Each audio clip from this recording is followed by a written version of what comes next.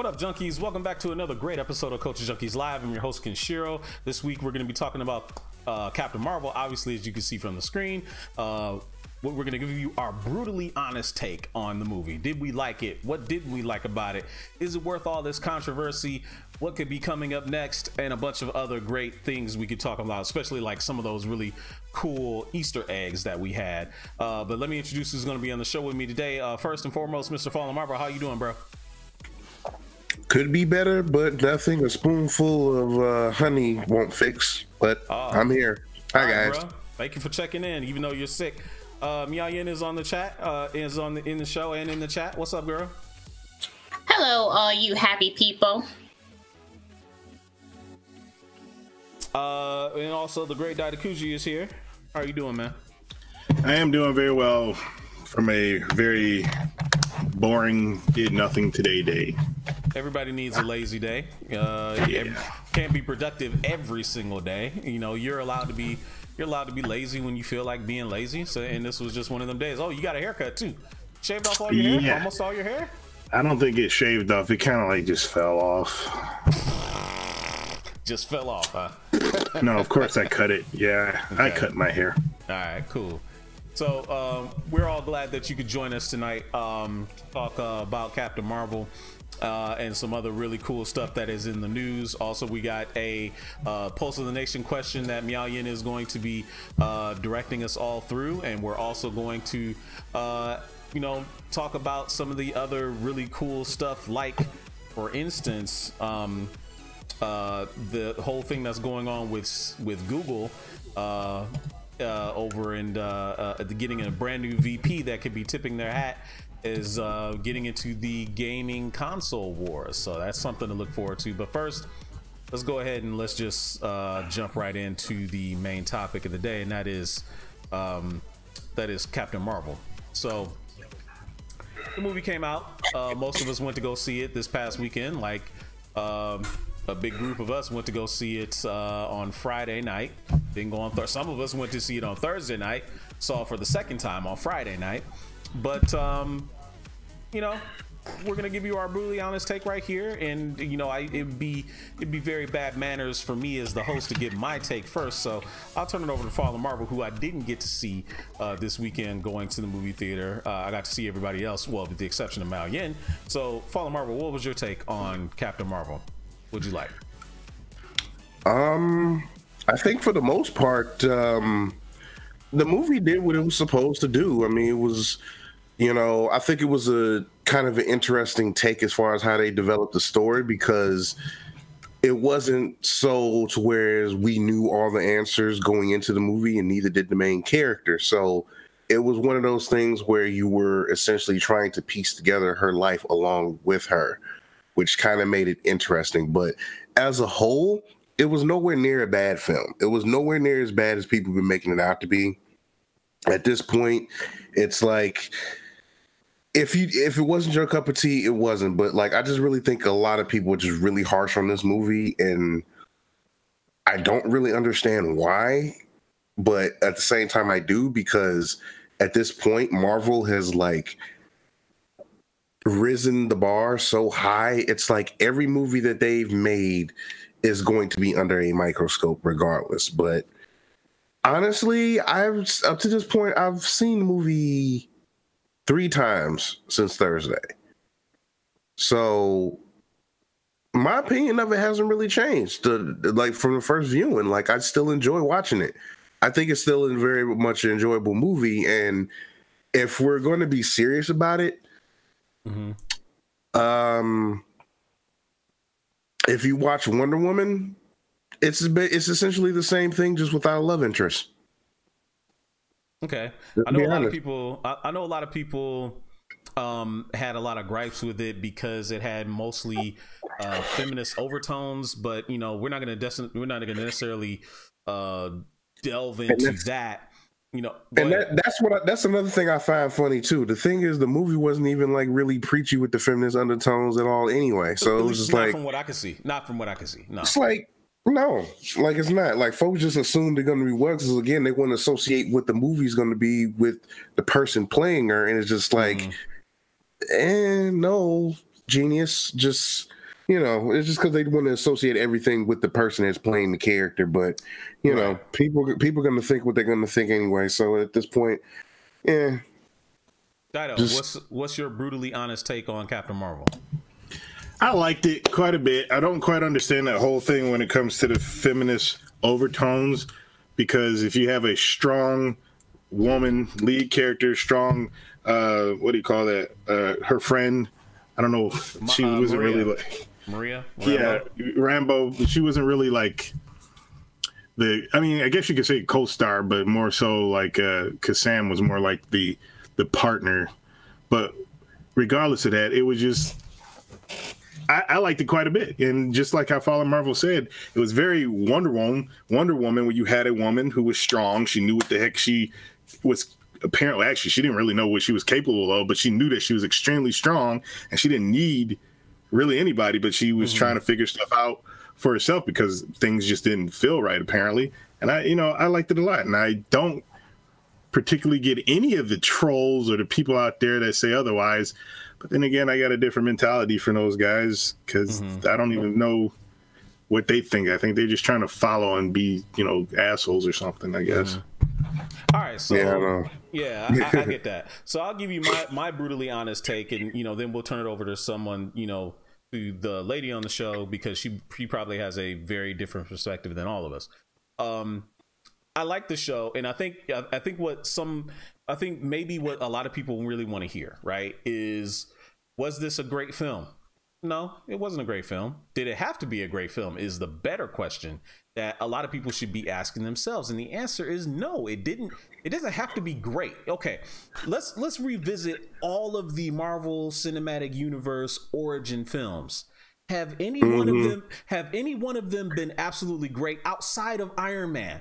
Outside of Iron Man, have any of them been Iron Man great? was not great. And that's an opinion. That's an opinion.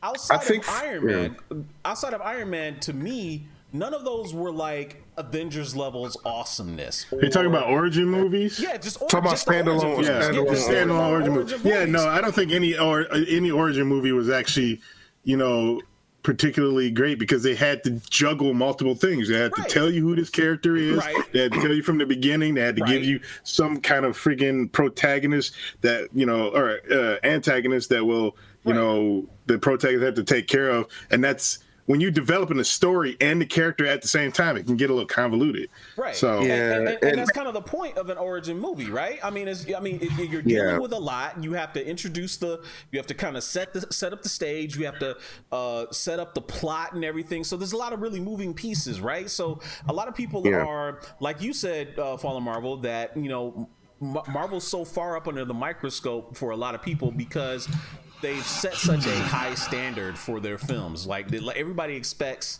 Avengers level greatness every single time. You're not going to hit home runs every film, right? You're gonna get a few base hits, and that's okay. There's nothing wrong with that. That's fine, because the thing is with this movie, essentially, just like a lot of the standalone films, are building block films.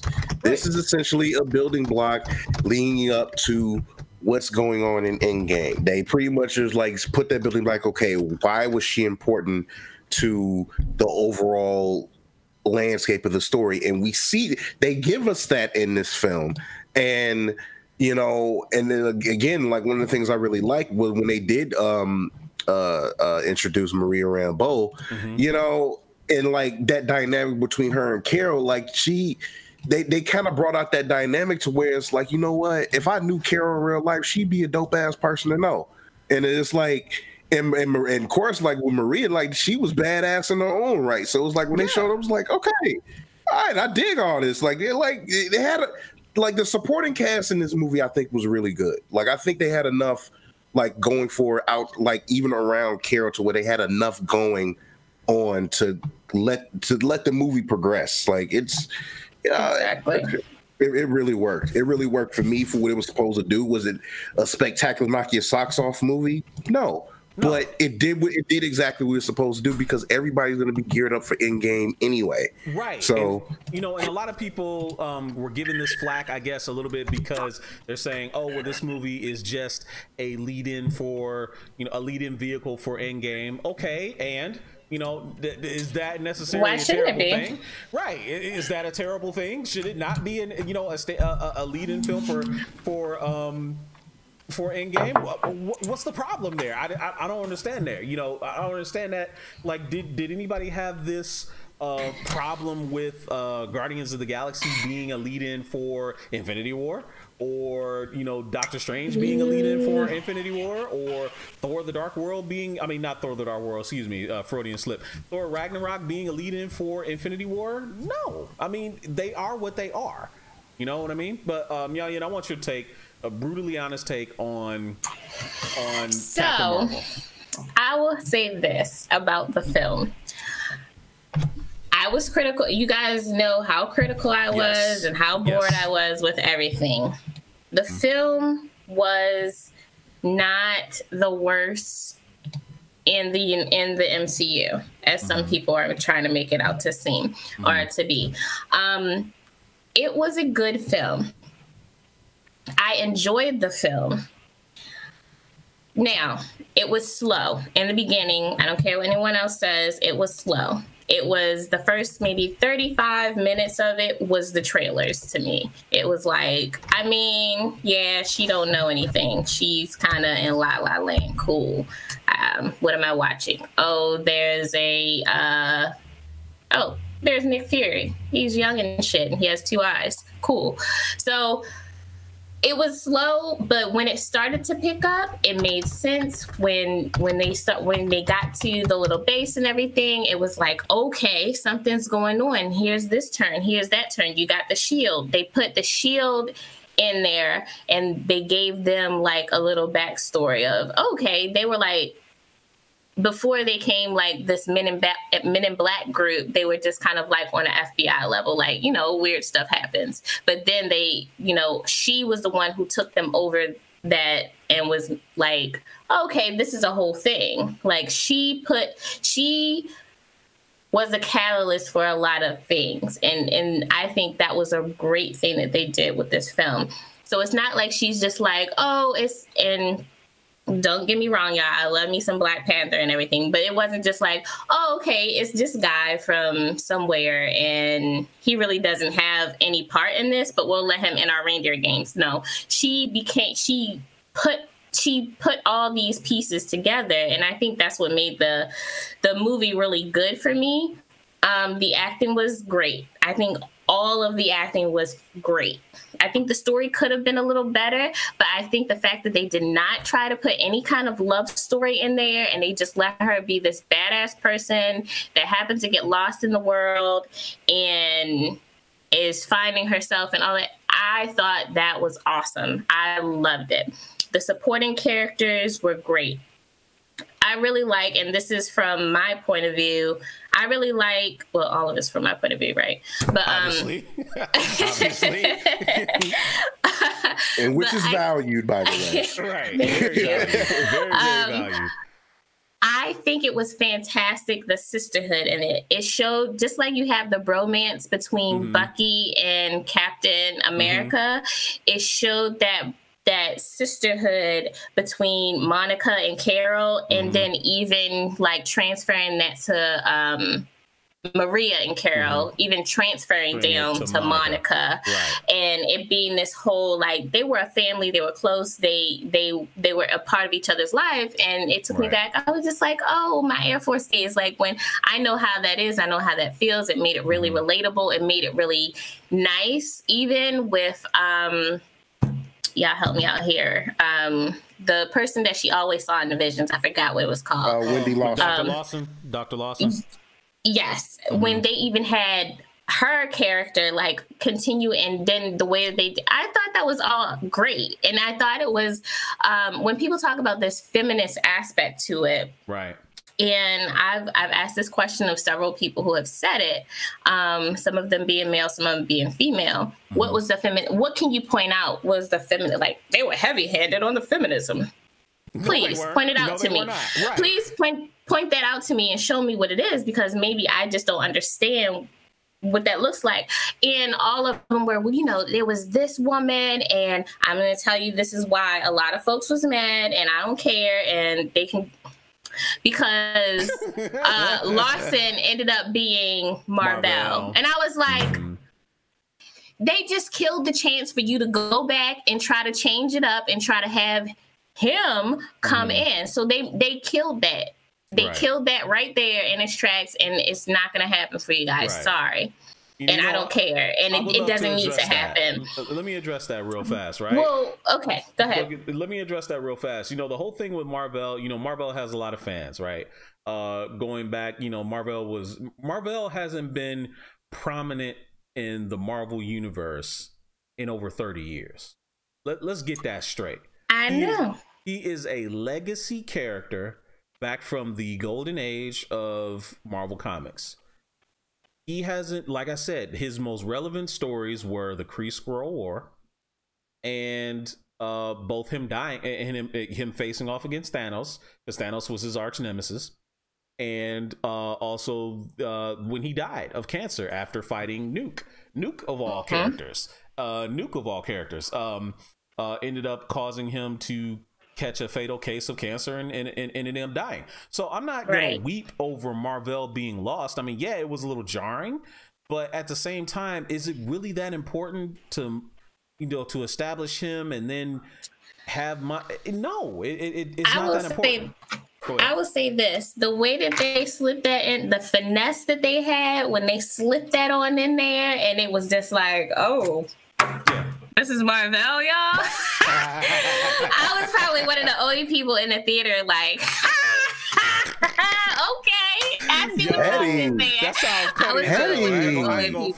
That sounds petty as hell, the way you said that. So I was probably, I was like, so this is why they met, and I said that to my husband. I was like, so this is why they met, and he's like, watch the movie. Like, watch the movie. Watch the movie. but to be real, like. That shows that they are good. And again, I had several. I think that some parts of the story could have been better, but that part, that part got me. But again, so I going back to my whole point with the heavy-handed feminism stuff that's non-existent. The only thing that people could say is that there were 3 strong female characters in it. And they were at the forefront of the movie, and they had the exact same roles that you could take them out. You could take them out and put in Captain America, and there would be no difference. You could take Maria out and put Bucky in, and there would be no difference. So if that is what heavy-handed feminism is, then here's where I think a lot of people also had a problem with. I think a lot of them. The only eye roll moment I had, was when my man, when you remember that scene when Carol stole the motorcycle. She was reading the paper, and old dude rolled up and was like, "Hey, how you doing, sweetheart?" and all this other kind of stuff. And Carol ignored him, and then she was like, "Hey, you got a smile for me?" I was like, really? So yeah, I mean, I thought that part was a little cheasy, and I was like, y'all could have left that on the cutting room floor, but okay. And maybe one other part was when Talos was calling Maria sweetheart or something like that in our house, and she was like, call me sweetheart again and see where see how far I stick my foot up, where you can't see. I will say being in the South though, like that's a thing. That's a real thing. So because when I first got here, I was like, but I think what I kind of found funny about that was that because Talos didn't really get the apprehension to it, because you got to think about it. I'm pretty sure like Skrulls' lifespans are probably a little bit longer than humans, so there's no telling how old he really is. So I guess I think that was just his way of trying to be courteous. But again, he's came out wrong. It got lost in translation. So let me ask you this. Let me ask you all this then, since we're talking about we happen to be talking about the Skrulls. What did you guys think of the whole Skrull twist? And was that jarring to you? Did it piss you off? I know it pissed off some people, but did it really make you mad? To me, it was why, and this just might be me, but to me is why the story could have been better, because I saw that coming. I was just like, they're going to flip this around and they're going to be the good guys and temporarily going to be the good guys and they're going to make a thing of this. So I kind of saw, I kind of saw through it, and I was just kind of like, I don't like watching a movie and being like, this is coming. Foreshadowing. I don't like that, but it happened. Right. Follow Marvel. I didn't really trip on it too much because I know like everybody's first instinct when we see the Skrulls, like, oh, the Skrulls are going to be bad guys. Do you know this, that, and the other, whatever, from like Fantastic Four stories and all that, whatever. But I know that once I gotten enough like information from comics, I know that there is a sect of Skrulls that are not war bound Skrulls. They actually are peaceful people. So it's like with them kind of doing that twist in the movie, you know, it really wasn't, it didn't bother me as much, and especially when I saw it the second time, and it was like subtle differences that they gave you clues in the movie that obviously the Skrulls aren't what they are pretty much telling you to be, because like even like it was like little nuances that like when it came to information, it was just like Talos seems to be a little bit more forthcoming, whereas old boy from the Kree, he ain't really like giving all the information out. You know what I'm saying? So I think they were just I think they were essentially giving you clues that is like, Skrulls aren't exactly what they're trying to make them out to be. And plus we already know that the Skrulls are dickheads anyway. So, I mean, the Kree are dickheads.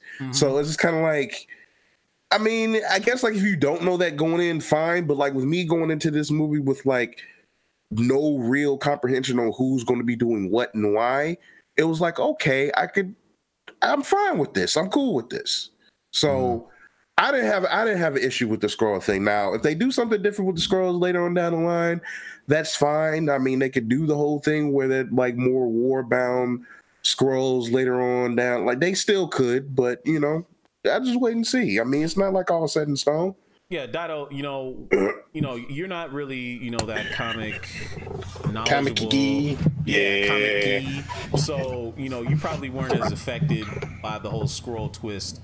I knew of it though because of the friggin' cartoon. One of the Avengers cartoons, they did something like that in there.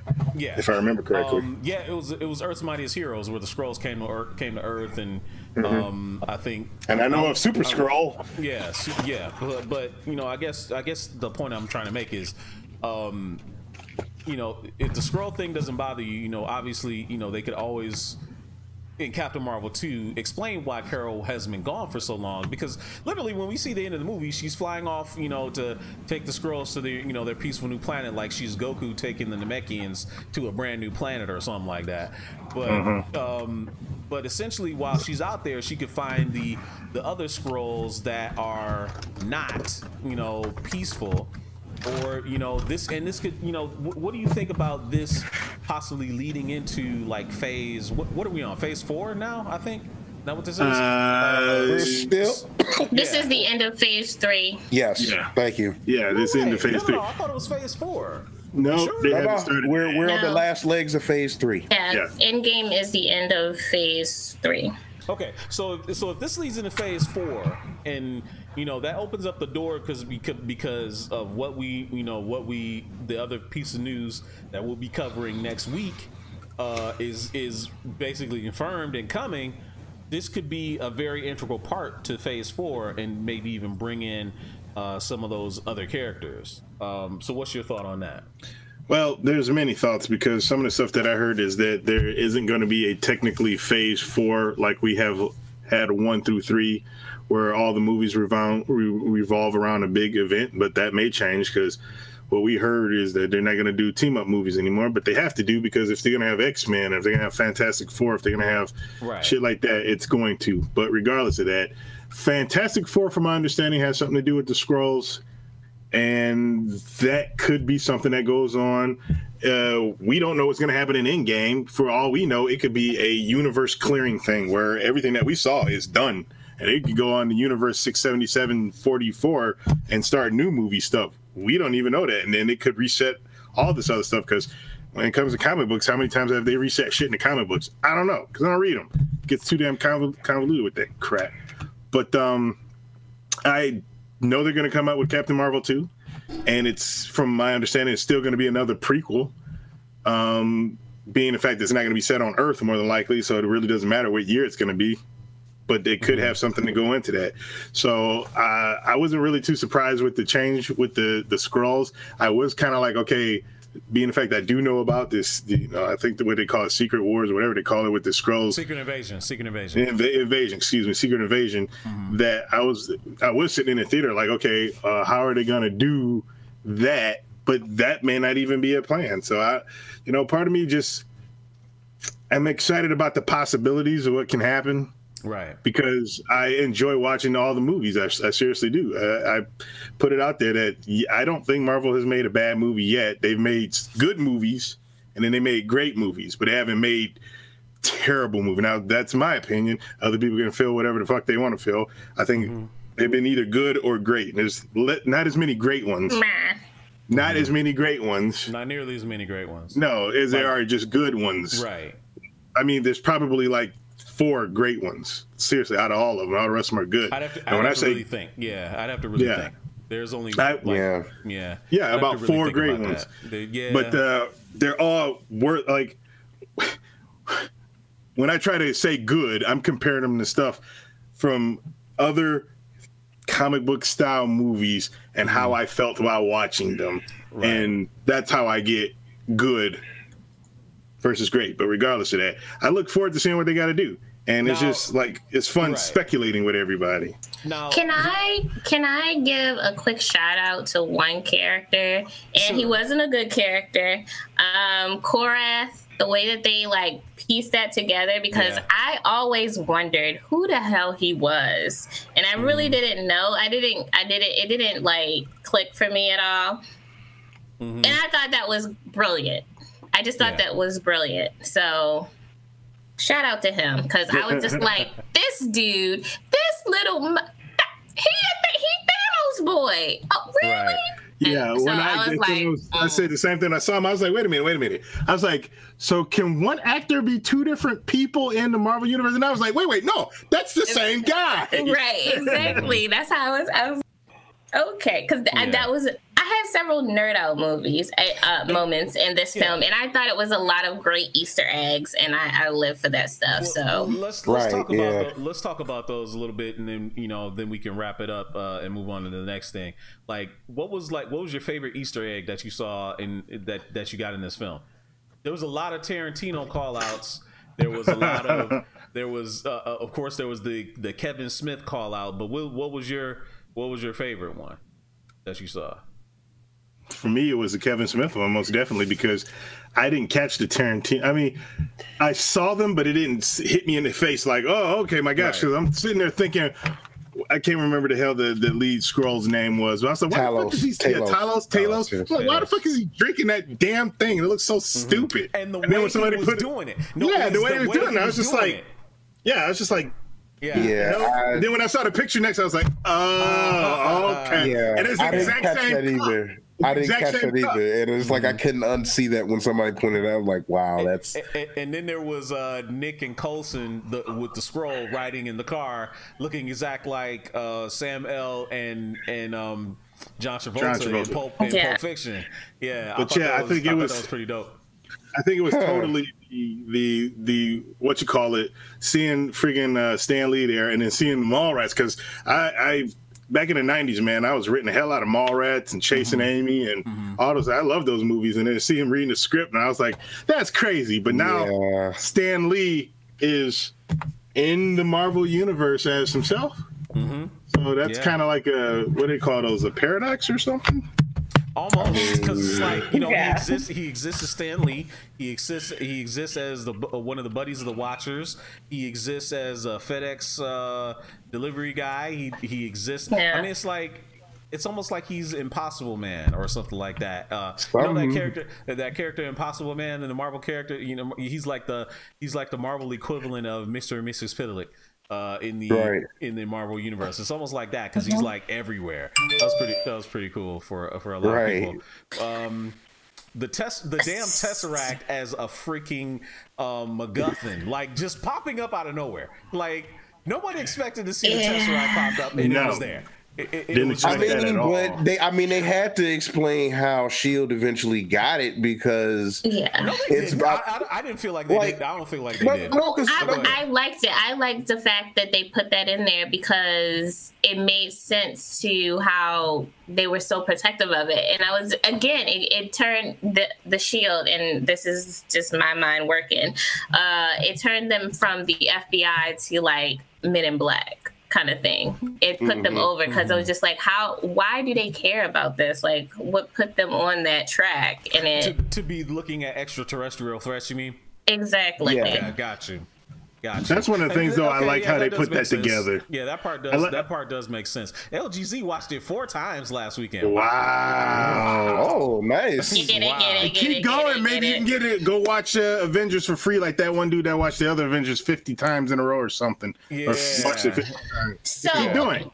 Quickly, one thing I loved, a nod to the 90s, the 9 Inch Nails shirt. I thought was amazing. And right away, that was like, I kind of disrupted again the movie theater because I was like, 9 Inch Nails! And so, you know. Man, that's I don't know. I will say it wasn't a lot. It's a smaller group here. So it wasn't like it was 50 or 100 people that I was disrupting. So it was okay. Okay. All right, so it was sold out where you went? It wasn't sold out? Is that what you're saying? You got to remember, it's just, I live in a very small town, so. That's true. I'm sorry, Father. Go ahead.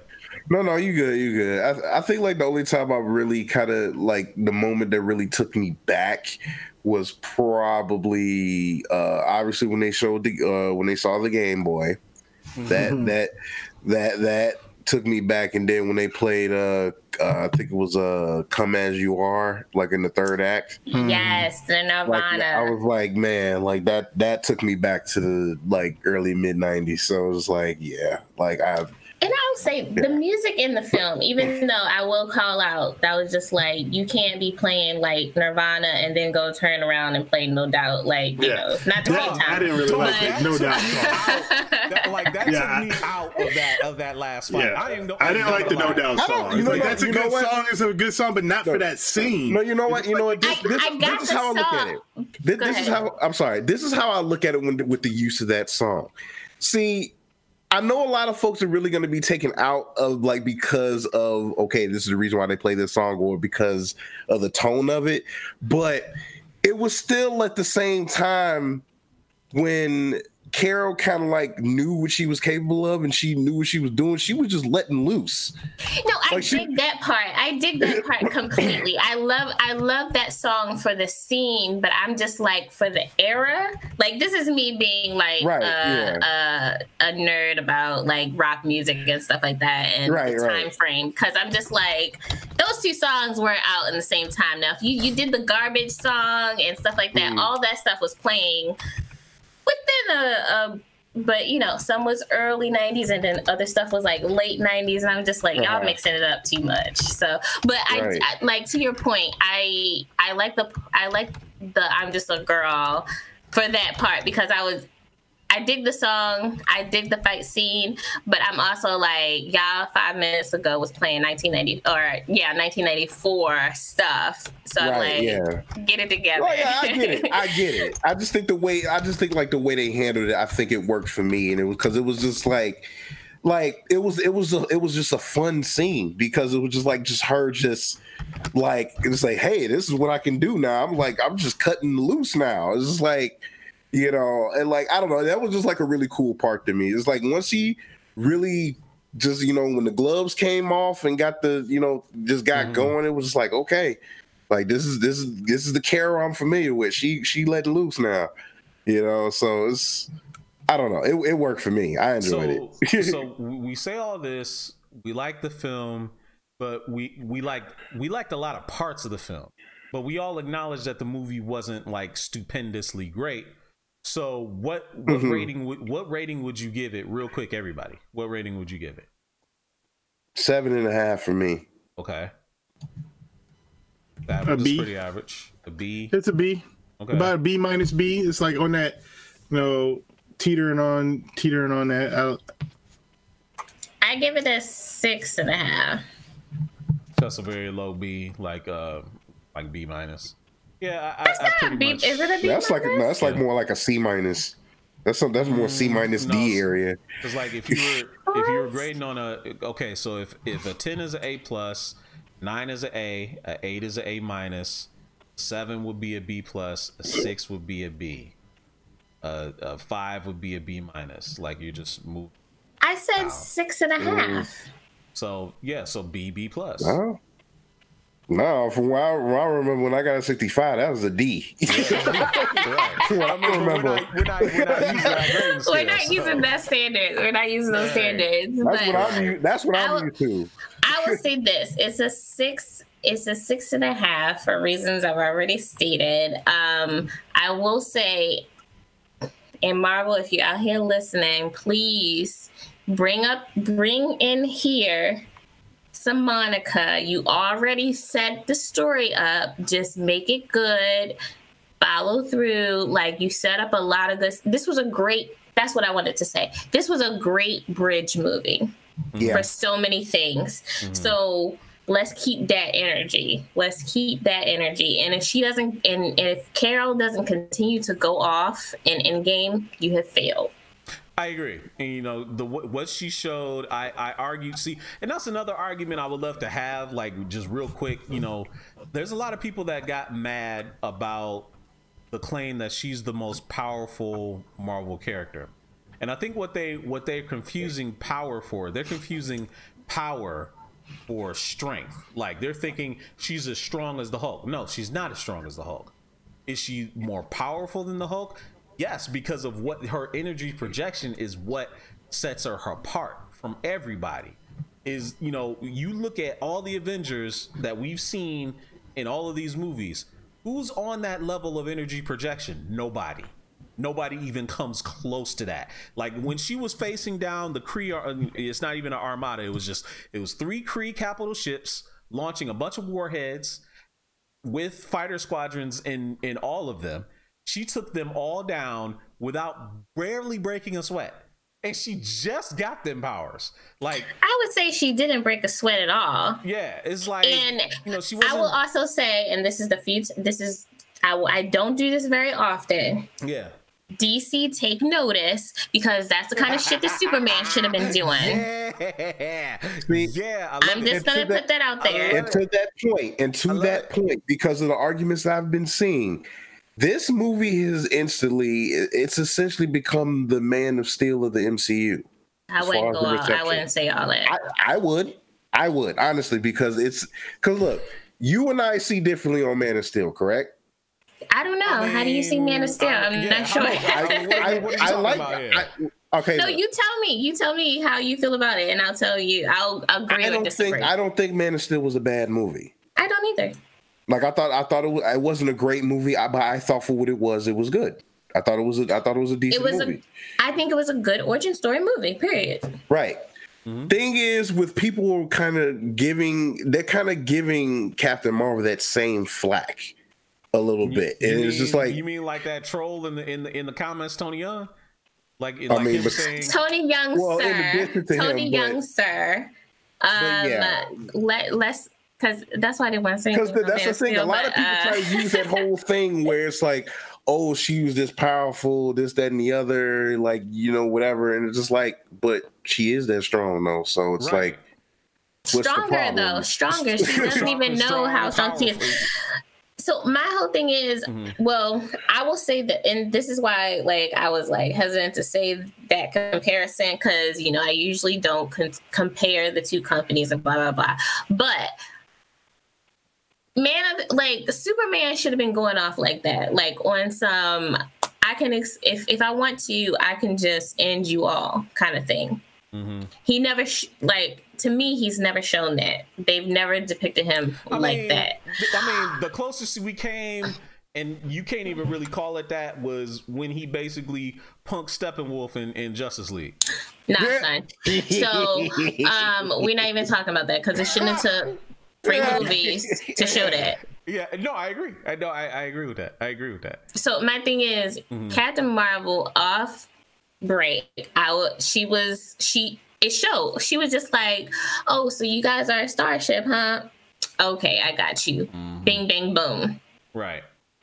And it showed that, and it showed that it showed straight out. She's an alien. She's an alien that is trapped. Excuse me. She is an alien. Showed that she is trapped inside. You know, there's a human in there trapped somewhere. Right. Sorry, I got a phone call. That's Archer. Yes, I have Archer as my. It's amazing. That's awesome. Nice. But anyway, so that's all I have to say about that. Okay, that's cool. Want to say hello to everybody in the chat. You guys have been doing great. We would love it if you spread it around and get some more people in the chat here to talk about it. But we're gonna get ready to move on from this. That's kind of all of our brutally honest takes on Captain Marvel. It's not a great movie, but it doesn't have to be a great movie. It can be just what it is, just an okay. It's a bridge movie. Let's just call it what it is. It's a bridge movie, right? And there's absolutely nothing wrong with that. So, you know, following up with that, right? So the next thing I wanted to ask all of you is, what is the MCU's had 21 films now.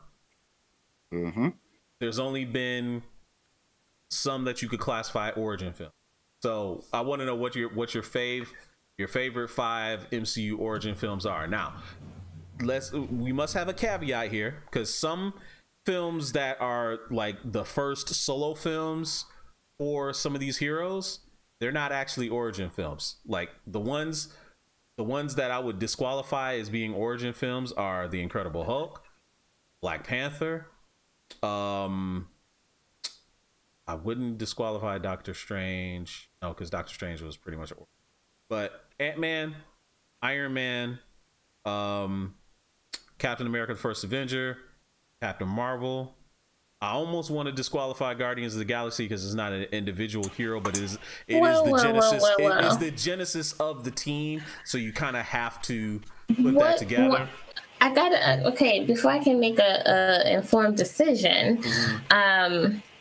Why are the ones being disqualified? Why are we disqualifying? The Incredible Hulk is disqualified because he was the Hulk already. Even when the movie opened, he was the Hulk already. Like, that's not an origin. Same thing with Black Panther.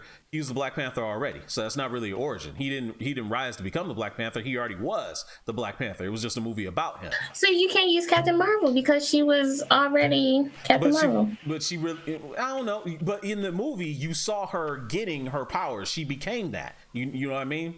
It's like, yes, in the beginning of the film, she had her powers, but you saw the process of how she got them. The same thing with, you couldn't say the same necessarily. Well, no, it's because she had amnesia and shit. But it's the same thing. She had the powers. She just didn't know what was going on. But that's kind of the way I see it, though. It's like, okay. I'm gonna stop. If you show her. Right, if you show her getting her powers and getting that hero's journey of becoming the hero that she is, then that's different. The Incredible Hulk and Black Panther. Gotcha. Those are background stories. They're not origin stories. Got it. So with that being said, what are your favorite 5 MCU origin films? And granted, there aren't a whole lot of them, but there's at least enough to create a top 5. Of them. So which ones would be your favorites out of all of them listed? When you say it that way, because you got to take out a lot of the caveats, there's not many origin movies. You have Doc Strange, of course. You have Iron Man. You have Captain America. You have Ant-Man. You have Thor still. And Thor. And that's your 5. Yeah, Thor. You have Guardians of the Galaxy. Oh, if you put Guardians of the Galaxy in there, then okay, you can. We're not going to use Guardians of the Galaxy. If you don't use Guardians of the Galaxy, you only have 5 origin movies. So I would say let's just narrow this down to our favorite. Okay. I guess top 3 would be the best way to do it then. I'm giving y'all 1. Yeah, I think you're right. It should be just 1 because you don't have enough to go on for 5 or even 3 because they're literally only 5 of them out there, and like it's kind of a small pickings. Thor, that small pickings? You can't use Avengers for Black Widow and Hawkeye either because they weren't. No, because they don't have a movie. They were already who they were. They don't have no origin stories. Captain America. They supporting characters. What are you talking about origin stories? Guardians of the Galaxy, Doctor Strange, Captain Marvel. That's 7, basically. Okay. You want to hear something real stupid? I was looking up MCU films so I could see all of them, so I can make this decision because of course I remember all of them. And I put in MCU films into Google. Google's stupid because Wonder Woman popped up. I know, I saw that too, and I was just like, really? All right, let's stay on topic. Let's move. Sorry, just had to say that. I had to put that out there. Google, you stupid. Stay on topic. So what do we got? So Tony, yeah, what do you think? Oh no. So you go ahead. What you was gonna say? Tony Young said Doctor Strange, then Iron Man, then Captain America, which is surprising that he'd say Doctor Strange is his favorite. That's I wasn't expecting that one. Winter Soldier's origin does not count. No. Nor the Visions either. Because it's not a movie. Because that's not a movie about the character themselves. These are supporting characters. They don't count. They were part of the ensemble cast. Is what it was. That's the word I was looking for. Supporting character. That doesn't work. So go ahead, give me your 3. What do you guys say? What are your 3? I'm not giving you 3. Yo, give me your 1. Damn, you gotta be difficult. All right, so what's your 1? Oh, for me, I'm actually going back and forth between Captain America and Doctor Strange. Okay. All right. So either one of those. Okay. Solid. In no particular order. Solid. All right. Yeah, for me, it's Cap. Like, I really enjoy First Avenger. So and it's sad because a lot of people knocked that film. A lot of people knocked that film. They really do. Why. I thought it was great. I thought it was You know great. what I think it is? I just think when it comes to like comic book stuff, like maybe it's because maybe like the period piece part turned folks off, I guess.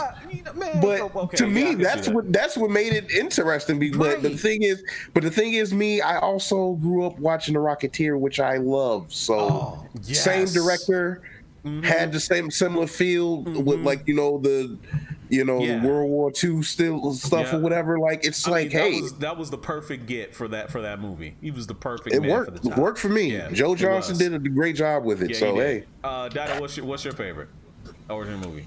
I was flip flopping between Doc Strange. Like I was trying to replay the movies in my head real fast, and I think I'm gonna have to go with Captain America.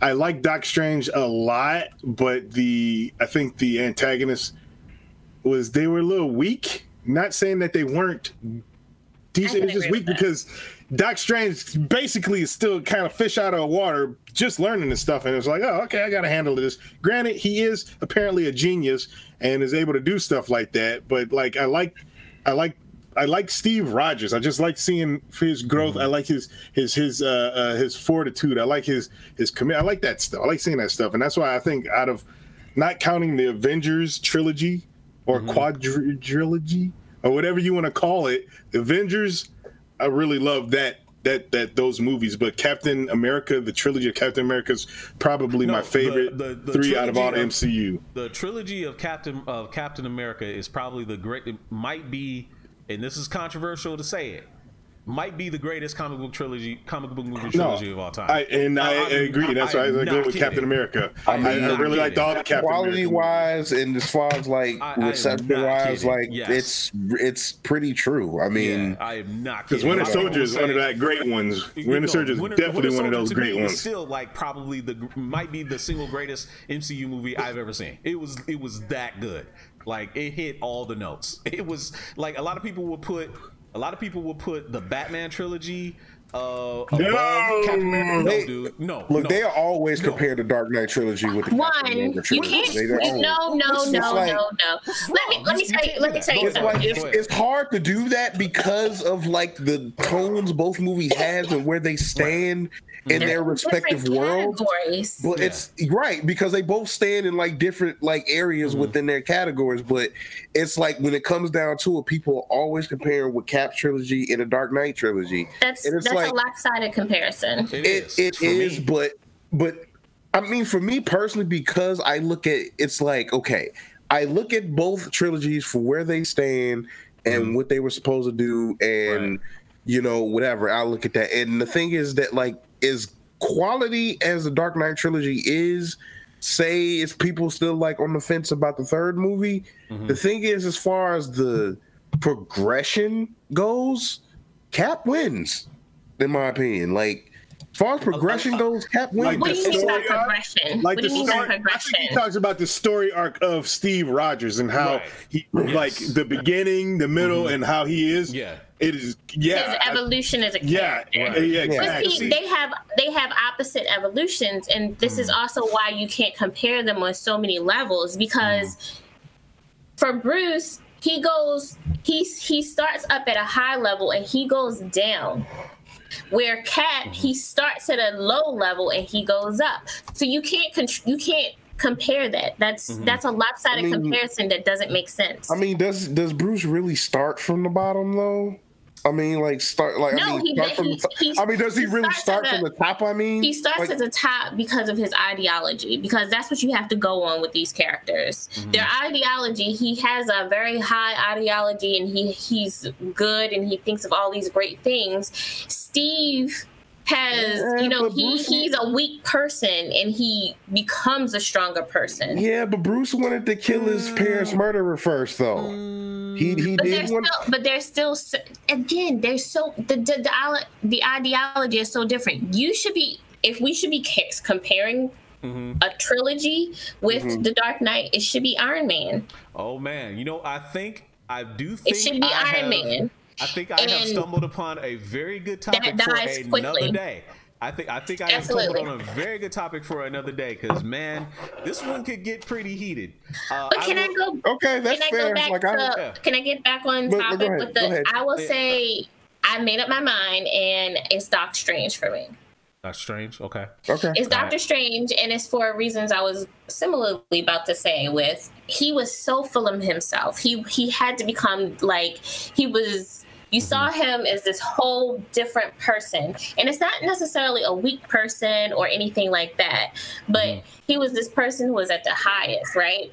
And he had a different type of power at the beginning of the movie. He had a different type of power, and then he lost all of that. And then he had to rebuild. Now, I agree with Dido that the villains, I mean, what's to say Marvel and their villains? But for that part, not so much. But no, okay, that's a different discussion. But I will say Doc Strange just had a better progression than me. I love Cap. I love Cap. I have a love-hate relationship with Cap, and then of course by extension Chris Evans, because he's one of my favorite actors.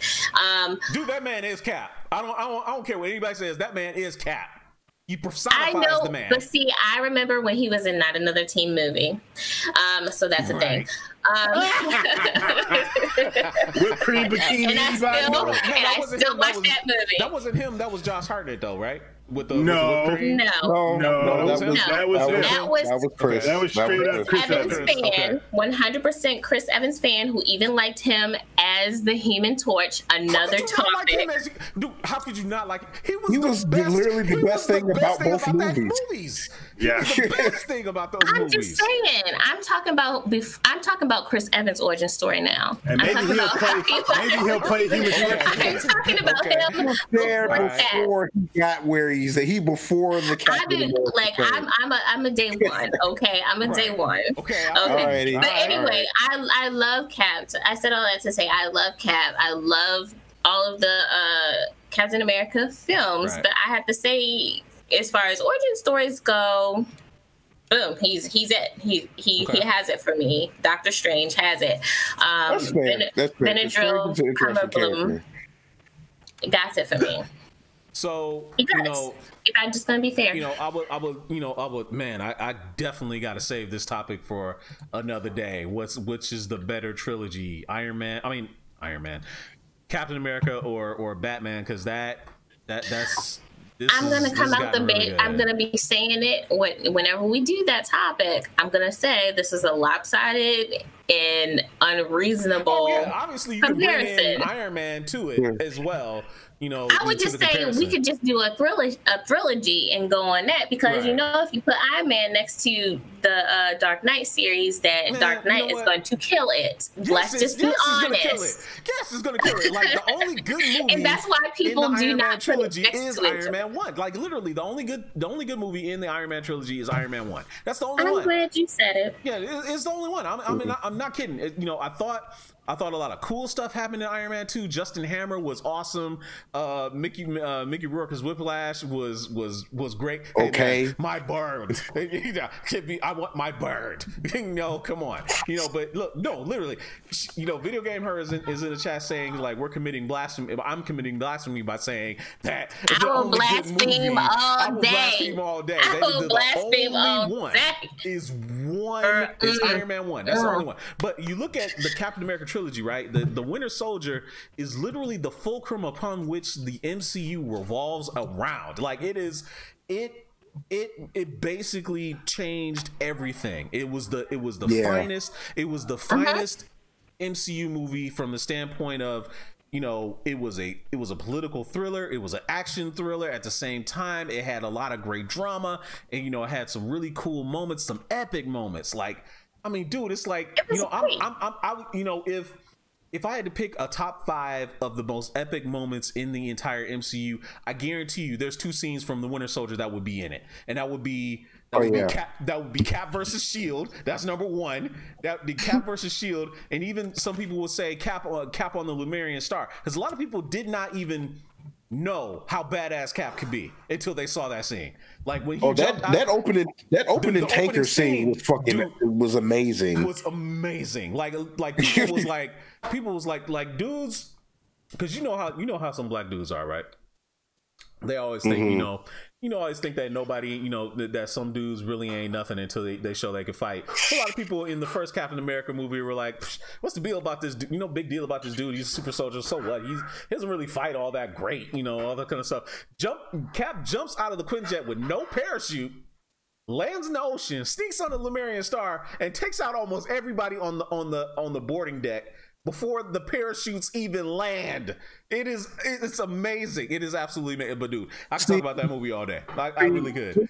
Just to touch on that before we move on, like, one thing folks that they have to remember about Cap is, like, he has eidetic memory because of the soldier serum. That, and he essentially can learn fighting techniques on the fly. So he can adapt very easily. So it's like his base, from what I remember, was like a mix between boxing and like something else too. Because like he obviously boxes, but it's like folks always like discount that man. It's like the man has the eidetic memory, and he can adapt to fighting styles no matter what it is. So the man is hard. He's very difficult to fight against. And the thing is, the Russo brothers did a marvelous job at displaying that in that movie. So that's all I'll say about that. Oh, do we even also go in to mention that GSP was Batroc the Leaper? GSP, dude, and the fight was legit. Oh, it was so good. It was so good. Yeah, that was nice. The fight was so legit. It was so freaking good. Anyway, Kenshiro is having the cheergasm right now, guys. Yes, I could. About that movie all day, every day. Yes, I could. But no, like, literally, I love that movie like to death. It is to me, it's the best thing ever. So let's get to some of these other topics. Actually, you know what? We got one other thing to do. Let's rewind time a little bit. Let's go back to watch some of this week in gaming. Let's rewind time a little bit, rewind the clock. I swear to you all, I will get better at doing some of these graphics and make the presentation look even better. I swear to you, it will happen. But here's the video. Let's watch it. Swear to me. Swear to me. Anyway, so I will try, but my throat hurt. Like, here we go. So the game you're watching right now, like way back in the day, 1996, Descent 2. Who remembers this? I most definitely did, because it made me sick It's like, oh my gosh. Oh yeah, you in motion sickness. You don't do very good. You don't do very good with games like this, do you? Gosh. It was like, not only were you going just that way, you're going that way and that way, and it was just like, no, which way is up? Oh gosh, turn it off, please. Dude, remember how we used to just love these graphics back in the day too? You look at them now, they were like, oh my God. They still haven't come out with any game like this. I only played the very first game of that one. The very first Descent? Yeah. Like, I forgot how I came across it. I think like my mom had bought it for like my brother, thinking that he'd like it, but he didn't, and I wound up playing it. And, you know, whatever. I thought it was a decent game, but like, you know, it wasn't too bad. It kind of, you know, but I always kind of enjoyed like, you know, like jet fighter type games back then. You know, and stuff, because I mean, I used to like Afterburner and stuff like that, so it was kind of like, yeah, like I'll try this out. It looks cool, you know. Plus, with it being 3D, which was like the huge thing in gaming in like the late, you know, the mid-late 90s. So it was just like, oh my God, it's three-dimensional. I mean, three-dimensional, but like this, I don't know, man. Three-dimensional, this is pushing it. This ain't you're really moving. No real 3D. You're definitely moving in 3D, because like if you look at other first-person shooters, you were kind of. You didn't go up and down for like Doom, and when I say up and down, like you change change levels and whatnot. You kind of were on straight. Wolfenstein 100% most definitely, but this one you basically could go in any direction. So yeah, I would call this a 3D most definitely. Yeah. I never played the Descent games, even though I liked them. I mean, a lot of the HUD and everything reminds me very much of X-Wing, and I loved the X-Wing games back in the day. Oh yeah, those games are great. Like, dude, if they ever remade X-Wing for PC, like nowadays, now I know, you know, a lot of people play like Battlefront. That was the number one reason why I wanted to get Battlefront in the first place, because I could fly in X-Wings, because I miss X-Wing so much. But dude, like if you could redo X-Wing like with modern day graphics and with like the flight stick and flight controls, oh my God, I'd be an addict. That would be amazing. Unfortunately, you don't have people have any brains that have the rights to these things. Disney I shouldn't say that. Disney no, they have the rights to it, but I don't think they have the brains to it, because when Disney bought LucasArts, they closed down LucasArts Studios and some games like that. Star Wars, which was a huge mistake. That was a huge mistake. They never should have done that. And then they freaking what's the word? They license out their properties for other people to make it, and that's why Battlefront 2 or whatever people were saying was garbage and all this other stuff, because they didn't make it in the house. They have the studio that knew how to make good games, which is LucasArts, make the freaking game. So I don't know. Yeah, I mean, it was just unfortunate that it wound up like being the way it was. I mean, Battlefront 2 wasn't a bad game. I just think like it just had so much bad press going into it, and you know, everybody making a big deal about the loot box thing. And that was the day I got my PlayStation. Right, and it was just. Right, I mean, I don't know, but you know, 2007 God of War 2, the follow-up to one of the greatest, like, for single player experiences anybody ever had on PlayStation 2. Like this, like God of War 2, like, I mean, like literally, Sony could do no wrong when they got their hands on God of War. Like, like think about it now. Like God of War just won Game of the Year awards. Like the remake or the continuation of God of War. It just won a whole bunch of awards. Like it's crazy. Right. Yeah. It's I had some pretty fond memories of God of War 2. The only thing though, I think like as a character though, like it's kind of funny, but like playing this game really kind of like he did a lot of badass stuff in the game, don't get me wrong, but like as a character, like this game made me like him less. Like I like if he was an asshole. Kratos was a straight up asshole. He was not. He was meant to be likable. I know, but it was just like okay. It's like it's hard for me to kind of get behind like when I'm playing, like especially if I'm playing a game. If like the character like is just like completely unlikable, it's hard for me to stay invested in the series. Cause it's like I even went on ahead and played 3 and finished the story out, figure how it went. But like after that, I was kind of just done with the game after that, because it's like as a character, it's like okay, I don't give a shit about this dude no more. He is extremely hard to cheer for. I will give you that. I love the gameplay. That was one of my favorites. Oh yeah, the gameplay is awesome. Like I loved. Like the gameplay is awesome. I never denied the series that at all. Like I think like as far as like the cinematic feel of it and just like all the stuff they were doing with it and like some of the other story twists and turns and things like that, like it was a pretty enjoyable experience, and it was definitely a big improvement over the first game. And it's like, and I can't even take it, and you can't even take anything away from the first game because the first game itself is still polished. So it's like for them to find a way to still improve upon that, it's like, wow, you guys really know what you guys really know what you're doing.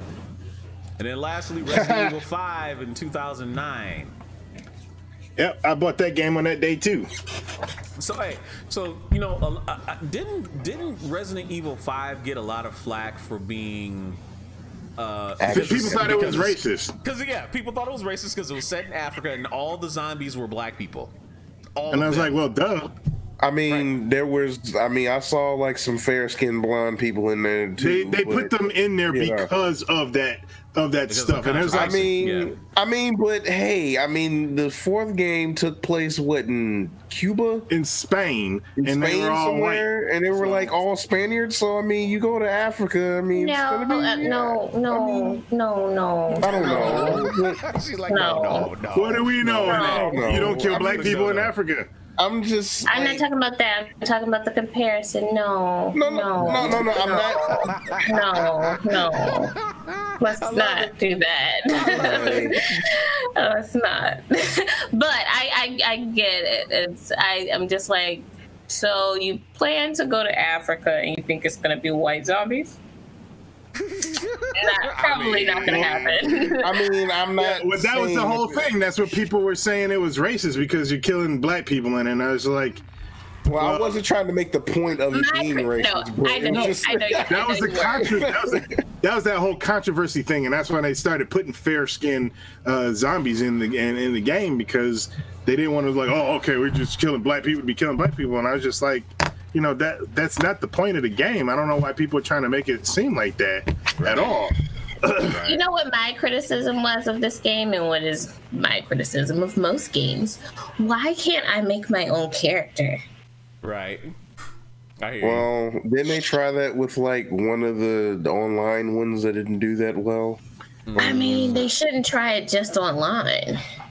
I mean, they tried because, you know, this when they were trying to like really push like the PS2 internet modem thing for a while. And what a nightmare that was. You know, I wanted to play Final Fantasy Online. You know, that wasn't working out too well. So anyway, Meow Yin, it's Pulse of the Nation time. It is the Pulse of the Nation. So, guys, all right. This week's Pulse of the Nation is, let me put it here.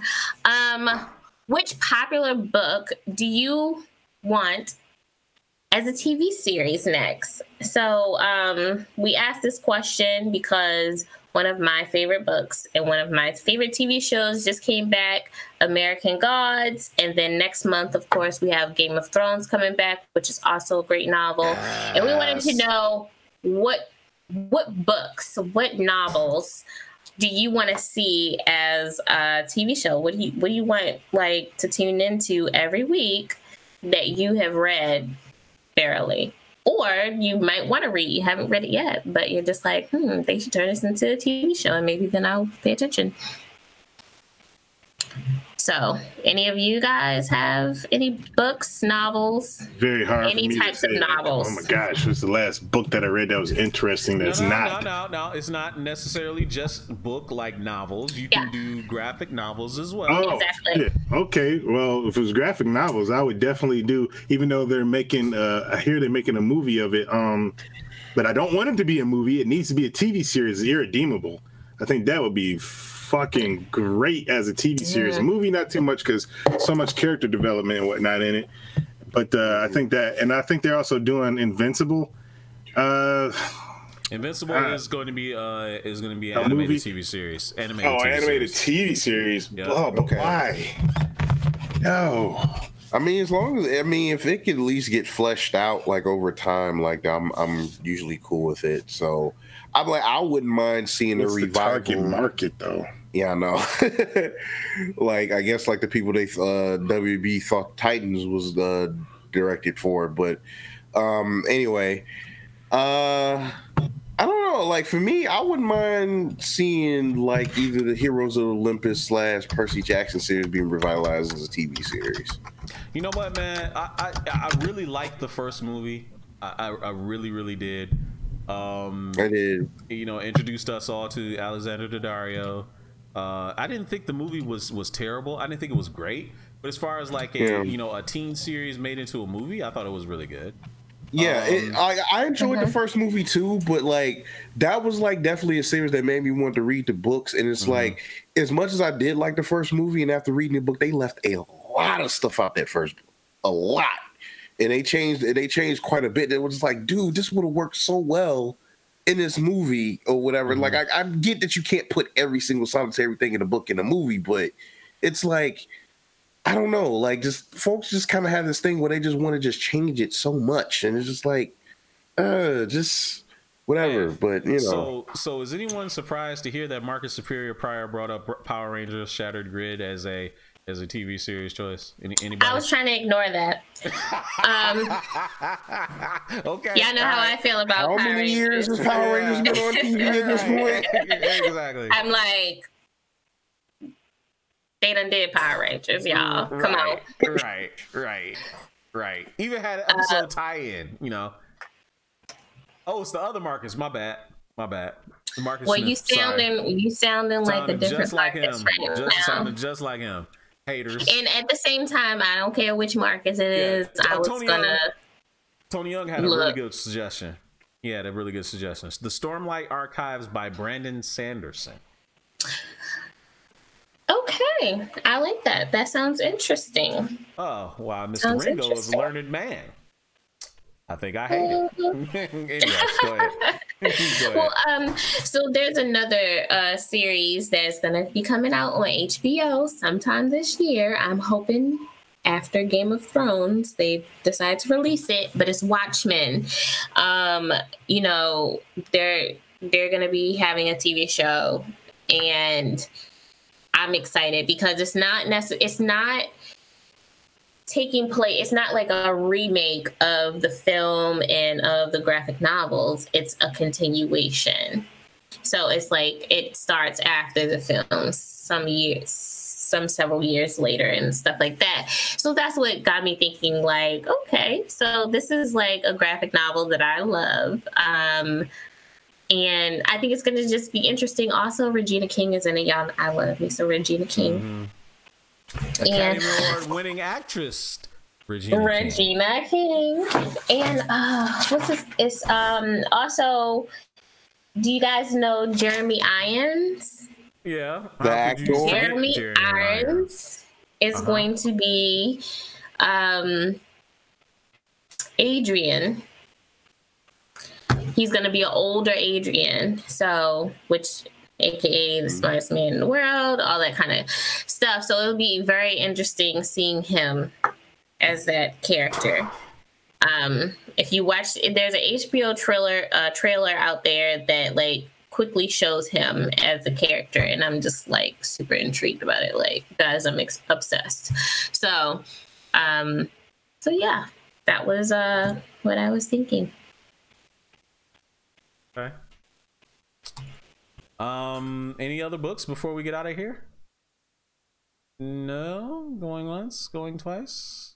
Yeah, I can't think of almost all the other books I've read already have become, even though maybe they should get redone. Like, there's a lot. No more redos. No more redos. Let's make something. That is movies. Maybe it's a TV show they can actually do, because books sometimes don't put everything in there, and it's because they can't. You know what?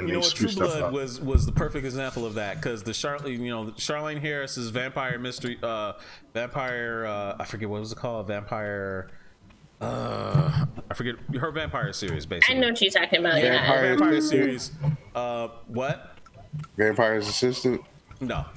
No, it wasn't that. But her vampire series, which True Blood was based off of, was drastically different than the actual series. Than the books. Yeah, the books was drastically different. So, I found that I enjoyed the books quite a bit more.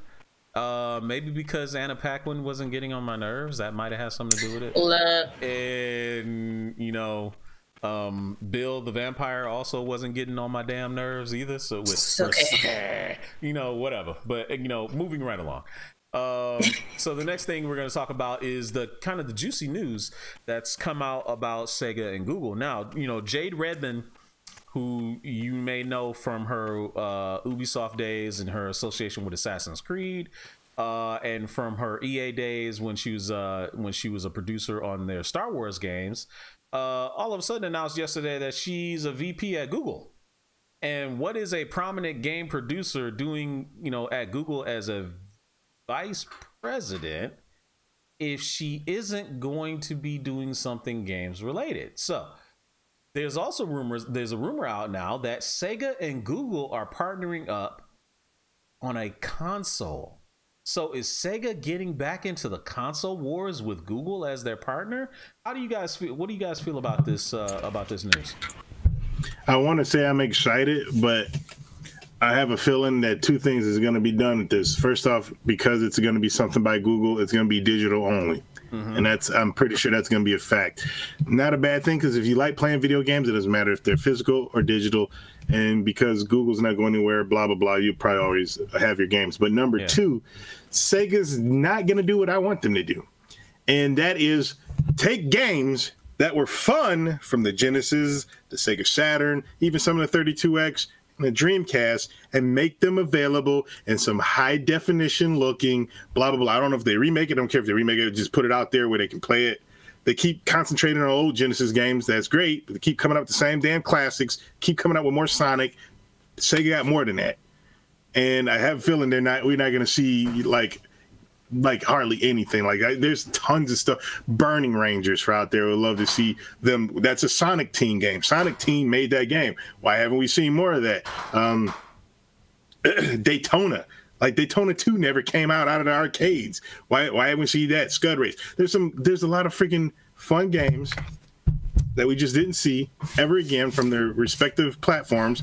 And I know they're not going to do that. So I don't know. I have to say something. I've never seen a guy have such an affinity for the Power Rangers equivalent of firefighters like Dido is for Burning Ranger. Burning Rangers is a goddamn good game. I don't know. It's I don't know. It's a goddamn good game. Now, granted, it is a game that you're going around saving people and putting out fires. But how many freaking games are there like that? There's like one on the Super Nintendo that it never came out in the United States, and it's Burning Rangers. I mean, I could name other games like Crazy Taxi, but Crazy Taxi is out on, you know, cell phones. It's out on the Xbox. It's out on all that other stuff. Nights in the Dreams, they redid that, but they never brought back out Clockwork Knight 1 and 2, Panzer Dragoon 1, Zwei, Saga, Space Harrier. Did you know that they came out with a new Space Harrier game for the Naomi arcade system back in like the early 2000s that never saw the light of day of like hardly anything? It was Space Harrier. Why didn't we get a new? Why didn't that come out on the home system? I mean, there's tons. Outrun. The list can go on. I mean, granted, there was Outrun games that came out. Yeah, Outrun. Well, there's Outrun games that came out for Xbox, original Xbox, and PlayStation 2. But still, that's like 20 years ago. It's just like John Peake had a really good take. He said nobody's gonna want Sonic as the mascot when his movie flops. That movie has me absolutely terrified at this point. That's the thing that I don't quite understand. Because Sonic doesn't have one gigantic eyeball. They gave him 2 eyes. People are upset because they gave him 2 eyes. Look at Sonic. He has one gigantic eyeball. Are we going to talk about this, like the Sonic thing? Like, why are y'all scared about a Sonic movie? I don't know. Are y'all worried about Pikachu, Detective Pikachu movie? No, that actually looks promising. It looks like Pikachu. Like, but Pikachu got fur on him. Oh my god. Sonic got fur on him. They didn't give him gloves. So what? He got 2 eyeballs and no gloves. Sonic was a 90s film. Like, they grew up. They got some problems. Maybe he's on drugs. I don't know. That's crazy. All the characters look like they on drugs. You're scaring me even more with that. Like, no, I don't want to see like Sonic with like everyday problems. Right. No. Is John Kerry, not John Kerry, Jim Carrey is going to be Eggman. He's supposed to be Eggman, which is like the only thing that kind of makes me interested. But I'm like, he's in the film, so you guys know it's going to be controversy. Those people are not going to be well. I mean, it's not like Jim Carrey is incapable of being in a shitty movie. I mean, I didn't say that. Right. It's possible. I'm just saying, like that. Actually, I love Jim Carrey, but I love Jim Carrey too, but he's made his fair share of turds. So, just saying. The Truman Show? Nah, that wasn't really a turd. No. I think it was more unexpected. Like, people thought it was going to be a funny take on a reality show, not this dark comedy take on a reality show. Was it dark? Yeah. Maybe dark. I'm dark. I just thought it was boring. It was boring. It was that too, but it was kind of a dark take. Now, number 23 was dark. Yeah, that was too. But anyway, so what's your take on the Sega Google? What's your take on the Sega Google thing?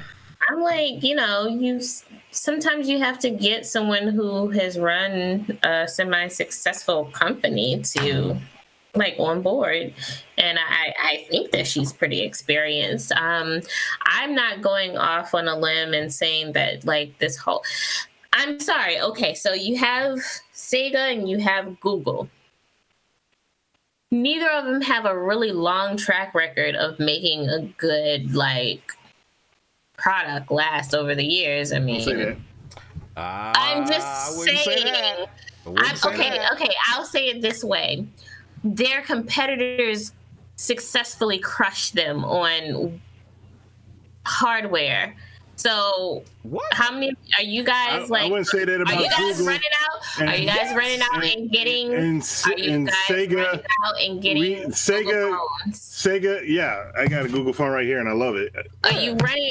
So you're running out and getting the Google phones? Well, I'm not running out anything because I like this one so much. I haven't bought a new one because I think this one is freaking really super. How long have you had it? I've had it for about 2 years now, and they're on the third. This is the Pixel 1, and they're on the Pixel 3 now, and I don't want a Pixel 3 because I like my phone. So you have never had any problems with that? No, I've never had any problems. I've always had an Android phone since 2008, and I've never had any problems with it. This is such a snooty take, ain't it? Whoa. Such a snooty take.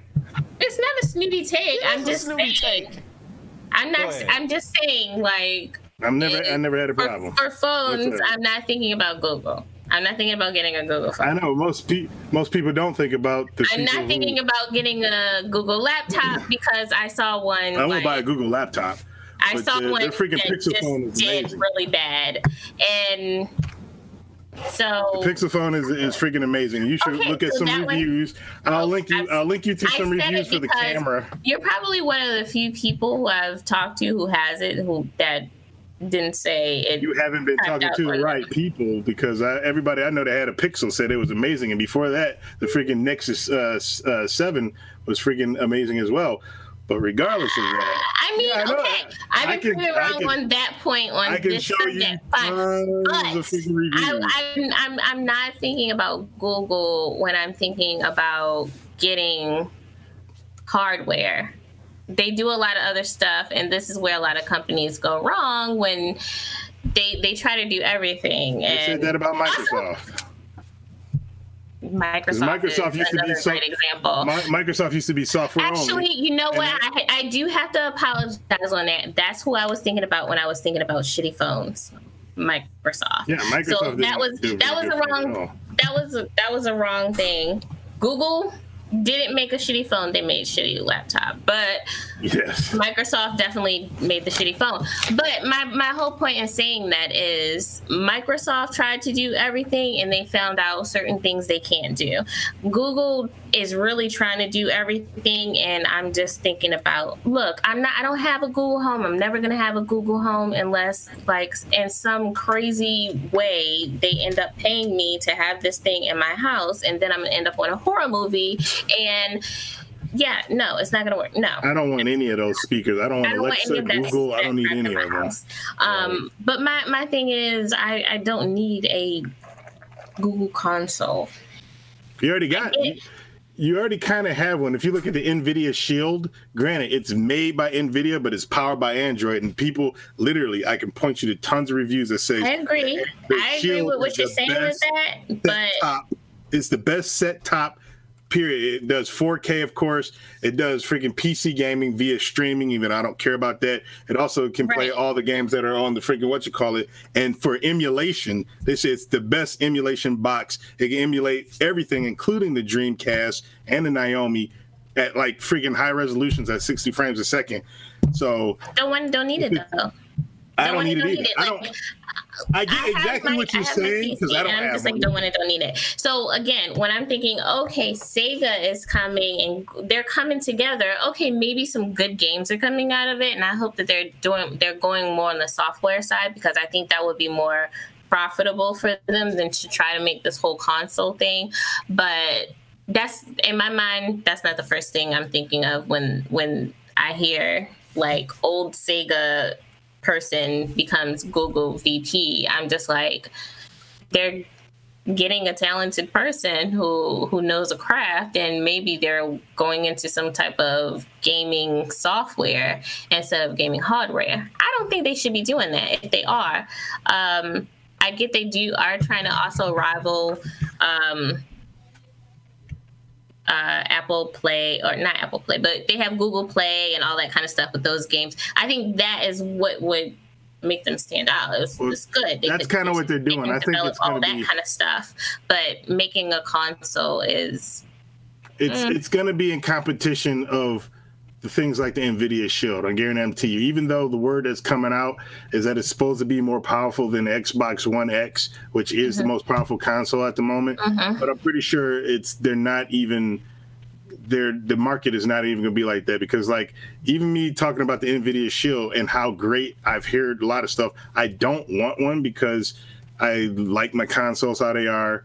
Right. When it comes to streaming, I just use a Chromecast, and that thing is simple. I don't need a set-top box for it because, I just got too much stuff sitting over there as it is. But I'm pretty darn sure that this Google with Sega's name on it is just trying to get people that like old school gaming like myself to try to be interested in it.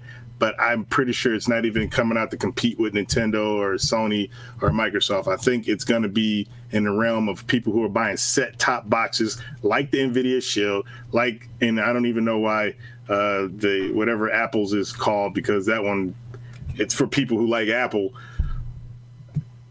That's what it's. So I think that's what it's rivaling, or it might be like trying to rival. I think that's again Apple, because they are at one of Apple's biggest competitors on the software side. So I think it would be better on that front than, I don't know. I just don't believe the whole rumor about this whole console with Google. And if they are coming out with a console, I don't want it. Yeah, I don't really have an interest in it either, because like I've already stated, Sega's not going to do what I want, which is bring the freaking games that I want to play. And that's basically what I want. They're just going to keep rehashing the same shit over and over again, which I already have, and which my dumbass tends to buy again sometimes. All right, guys. So the next and final topic that we're going to get to is just something real quick. Oops, sorry, hold on. Is a What If animated series is rumored to be coming to Disney Plus. What do you guys make of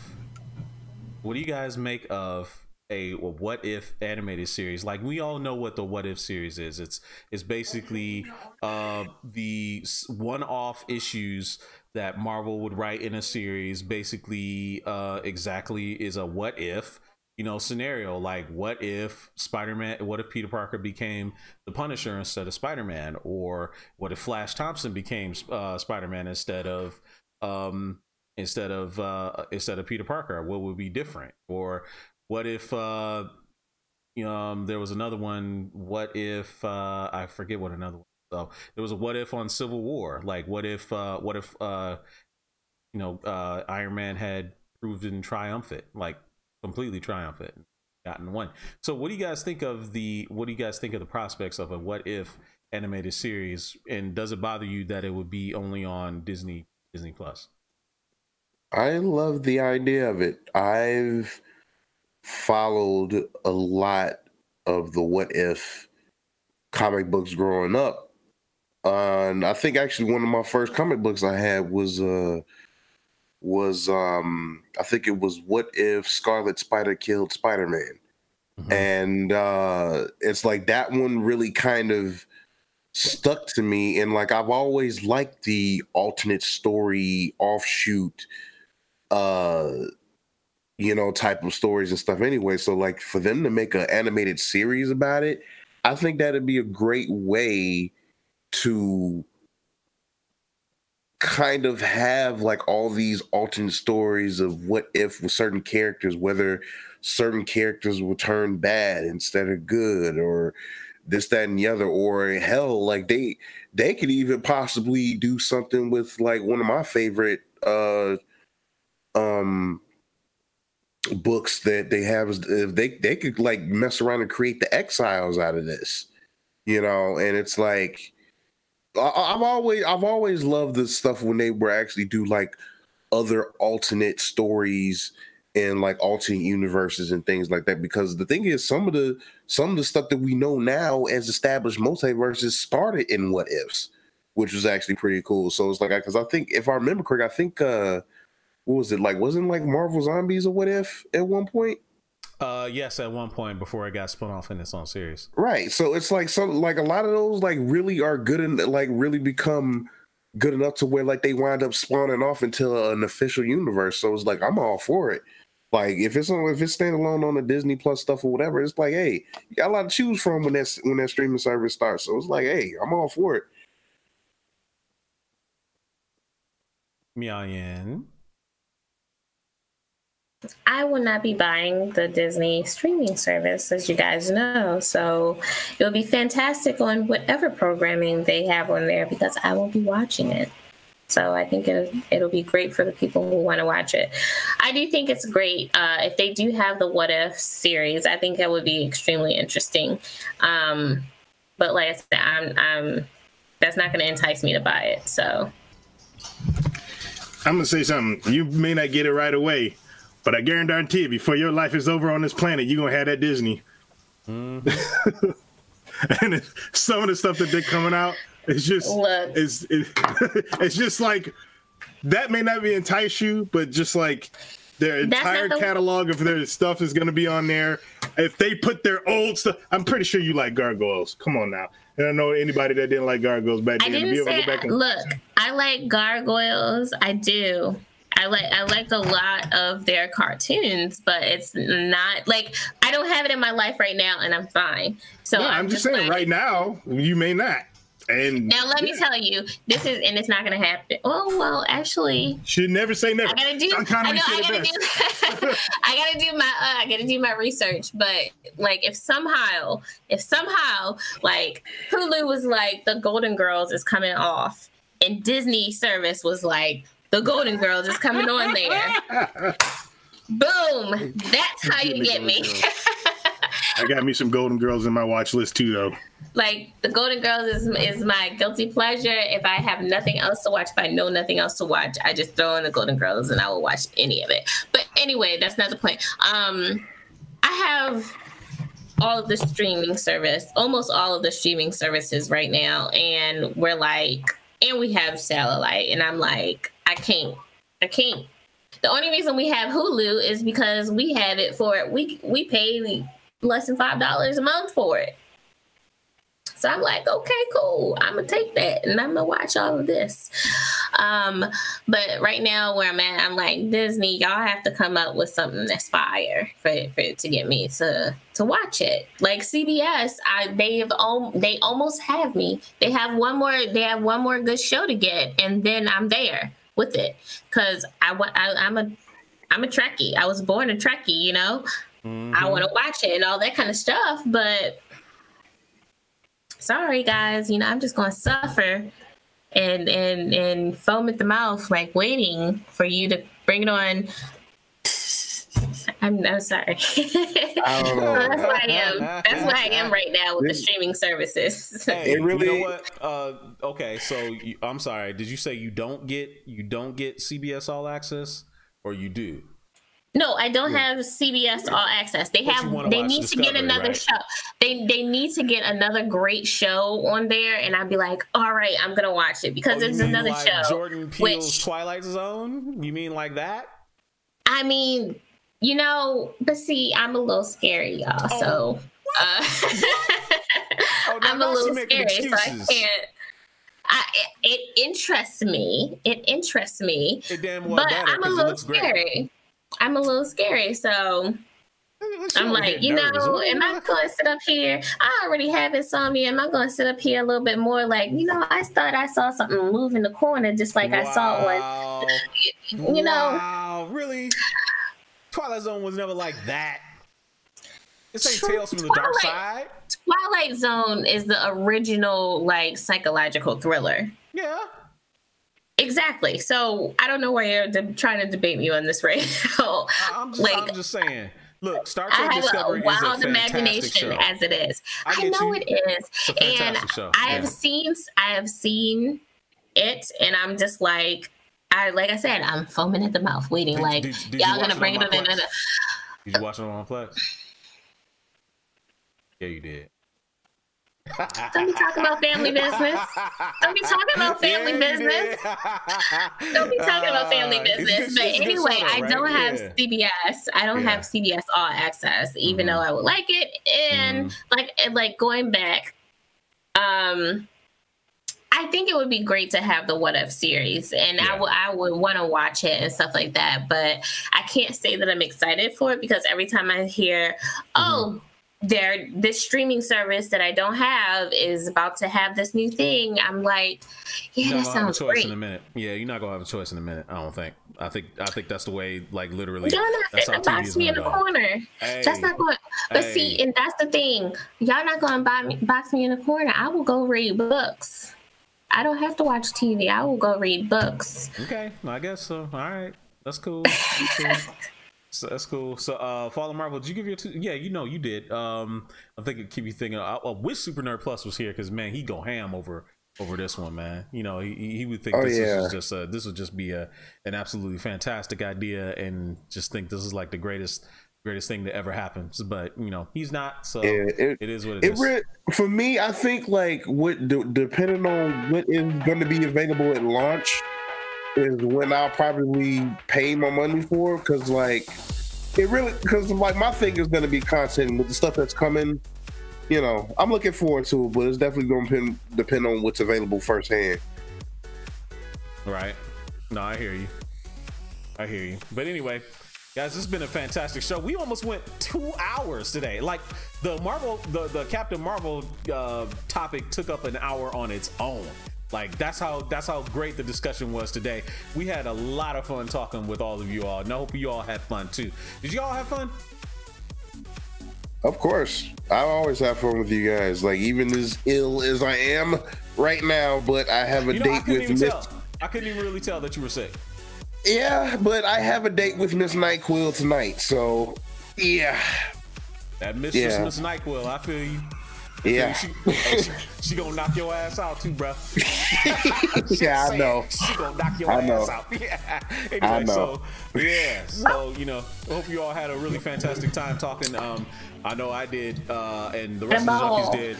We're gonna be back next week. Hopefully, our Facebook will be working again. But actually, no, I got the notification that 30 minutes ago, Facebook is completely back up and running. So we will be back on Facebook next week. But you know, in case you didn't, or in case you preferred it over here on YouTube, you're more than welcome to come back next week right here. Wednesday, 9 p.m. Eastern, 8 p.m. Central Time, where next week, you know what's going to happen next week, don't you guys? Right? You know what's going to happen next week, right?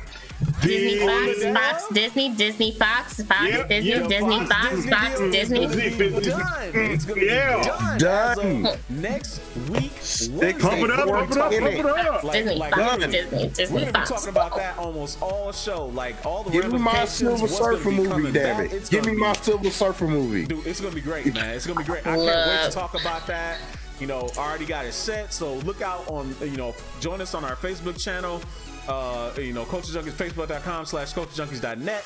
Like and subscribe, follow us on Twitter, and definitely do subscribe to us right here on our YouTube. Get in there, you know, so you can make sure you don't miss out on next week's show. It's gonna be fire. It's gonna be fire.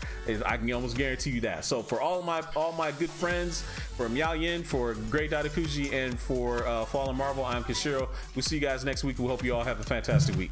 Peace out. Later, y'all. Deuces. Peace. All right, bye everybody. Take care. Have a wonderful week.